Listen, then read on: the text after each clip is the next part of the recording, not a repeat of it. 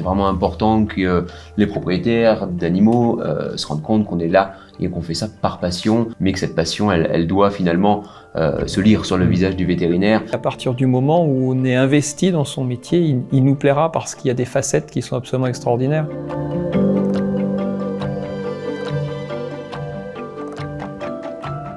Ce qui m'anime le plus le matin pour aller à la clinique, c'est vraiment cette volonté de servir les gens et l'animal. C'est-à-dire que c'est vraiment le couple humain-animal qui me plaît, la relation qu'ils ont. J'essaie d'avoir une approche avec mes clients qui est plus destinée à les mettre vraiment en confiance, que le trio soit en confiance entre le véto, l'animal et le propriétaire. Donc c'est vraiment un échange et c'est cette partie communication qui me plaît beaucoup.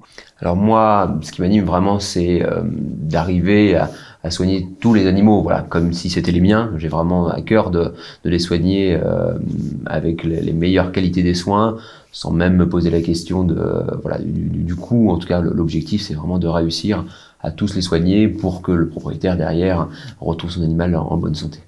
Je dirais que pour quelqu'un qui veut devenir vétérinaire, les qualités qu'il faut avoir, c'est surtout du sérieux, de l'empathie et de l'assiduité. À partir du moment où ça nous plaît, à partir du moment où on est investi dans son métier, il nous plaira parce qu'il y a des facettes qui sont absolument extraordinaires. Parce que l'animal nous le rend, parce que le propriétaire nous le rend quand on fait les choses bien. Les qualités essentielles, c'est vraiment cette volonté de bien faire. Pas oublier que c'est quand même une passion, notre métier au départ, et cette passion, il faut qu'il la montre. Voilà, c'est vraiment important que les propriétaires d'animaux se rendent compte qu'on est là et qu'on fait ça par passion, et que les soins, évidemment, il faut les réussir, il faut avoir les connaissances, mais que cette passion, elle doit finalement se lire sur le visage du vétérinaire. Ça fait une vingtaine d'années que je travaille dans la clinique.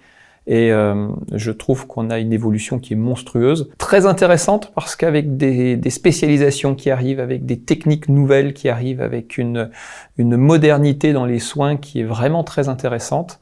Et d'un autre côté, une profession aussi que je ressens de plus en plus commerciale, de plus en plus axée sur l'argent. Je trouve qu'on oublie un peu ce côté médecin, moi, qui me plaisait beaucoup. C'était ce sentiment d'être un vrai médecin pour les animaux, et là j'ai l'impression qu'on devient parfois plus technicien, plus étranger, plus rigide, et ça m'embête un petit peu. On travaille plus de la même façon, avec effectivement des plus grosses équipes, avec des soins qui sont plus pointus, mais peut-être un peu moins le médecin de famille. C'est des choses qui se perdent un petit peu. On essaye vraiment de garder ce relationnel privilégié, mais c'est de plus en plus compliqué avec l'évolution et la charge de travail qui va avec.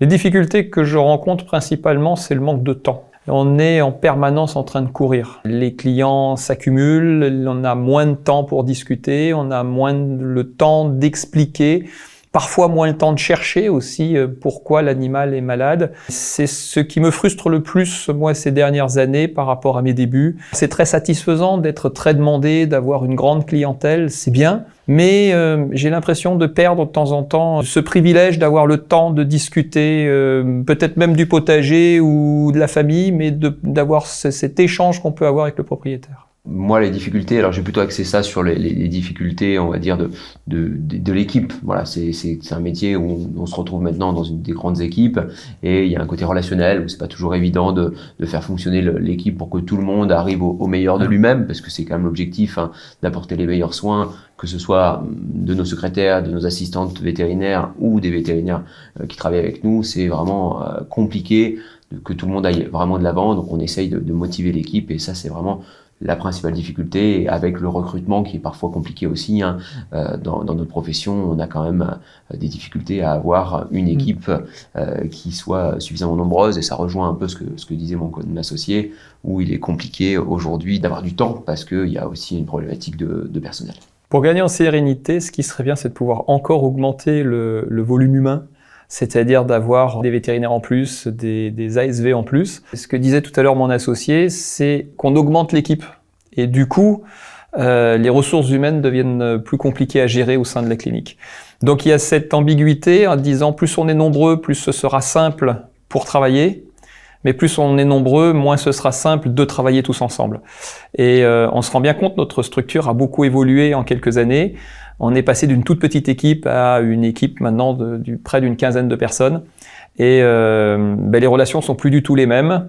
parce que les envies de chacun sont un peu différentes et c'est parfois compliqué et on manque de savoir-faire en tant que vétérinaire pour les relations humaines internes dans l'équipe.